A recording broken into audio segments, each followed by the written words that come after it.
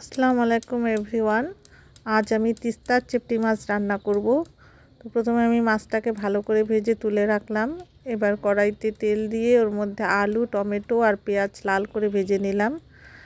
পরিমাণ মতো লবণ, হলুদ দিয়ে দিলাম ওর মধ্যে, আর 2 চামচ মতো লঙ্কা বাটা দিয়ে দিলাম। দিয়ে 1 কাপ মতো পানি দিয়ে দিলাম যাতে আলুটা সেদ্ধ হয়ে আসে।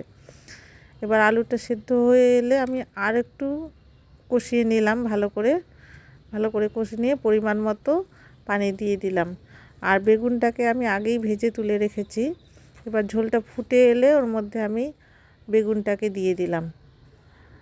তারপর আর কিছুক্ষণ ঝোলটা ফুটলে আলু বেগুন সুন্দরভাবে সিদ্ধ হয়ে এলে ওর মধ্যে আমি মাছগুলো একে একে দিয়ে দিলাম। আর ওর মধ্যে একটুখানি ধনেপাতা ছড়িয়ে দিলাম, আর 3-4টা মতো পাকা কাঁচা লঙ্কা চিড়ে দিয়ে ওর মধ্যে দিয়ে দিলাম, আর সামান্য একটু চিনি দিয়ে দিলাম ওর মধ্যে। এবার ঝোলটা সুন্দরভাবে কিছুক্ষণ ফুটে এলে আমি নামিয়ে নিলাম। তো হয়ে গেল আমার চিংড়ি মাছের ঝোল। ভিডিওটা ভালো লাগলে আপনারা লাইক, কমেন্ট আর শেয়ার করতে ভুলবেন না।